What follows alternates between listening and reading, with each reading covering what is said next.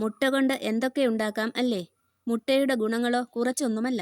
പണ്ട് വിചാരിച്ചിരുന്നത് നമ്മൾ കാണുന്ന മഞ്ഞക്കരു നേരിട്ട് ഒരു കോഴിക്കുഞ്ഞായി മാറുന്നു എന്നാണ്. എന്നാൽ അങ്ങനെയല്ല. വളർന്നു വരുന്ന കോഴിക്കുഞ്ഞിന് ആവശ്യമായ ആഹാരമാണ് മഞ്ഞക്കരു. കൊളസ്ട്രോൾ ഭയന്ന് പലരും മുട്ടയുടെ മഞ്ഞക്കരു ഒഴിവാക്കാറുണ്ട്. എന്നാൽ ഹൃദ്രോഗം പോലുള്ള ഗുരുതര പ്രശ്നങ്ങൾ ഇല്ലാത്തവർക്ക് മഞ്ഞക്കരു കഴിക്കുന്നത് ഗുണകരമാണ്. പോഷകങ്ങളുടെ പവർ ഹൗസാണ് മുട്ട.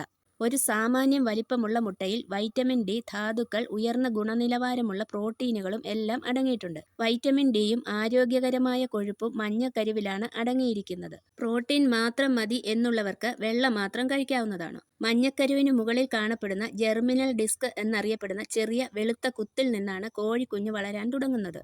മുട്ട വിരിയിക്കാൻ ആവശ്യമായ സാഹചര്യം ലഭിക്കുമ്പോൾ ഈ കോശങ്ങൾ വിഭജിക്കപ്പെട്ട് കുഞ്ഞായി മാറുന്നു. കോഴിക്കുഞ്ഞ് വളരുന്നതിനനുസരിച്ച് മഞ്ഞക്കരുവിലെ പോഷകങ്ങൾ വലിച്ചെടുക്കുകയും മുട്ട വിരിയാറാകുമ്പോഴേക്കും മഞ്ഞക്കരു പൂർണ്ണമായും ഇല്ലാതാവുകയും ചെയ്യും. മുട്ട പുഴുങ്ങിയതിനു ശേഷം തോട് പൊളിക്കുമ്പോൾ കാണുന്ന പേപ്പർ പോലെയുള്ള വെളുത്ത ഭാഗമില്ലേ, അത് ബാക്ടീരിയകളും മറ്റ് അണുക്കളും മുട്ടയ്ക്കുള്ളിലേക്ക് കടക്കാതെ ഒരു പ്രതിരോധ പാളിയായി പ്രവർത്തിക്കുന്നു. അതിരിക്കട്ടെ, എല്ലാ വർഷവും ഒക്ടോബറിലെ 2ാമത്തെ വെള്ളിയാഴ്ച മുട്ട ദിനമാണെന്ന് നിങ്ങൾക്കറിയാമോ?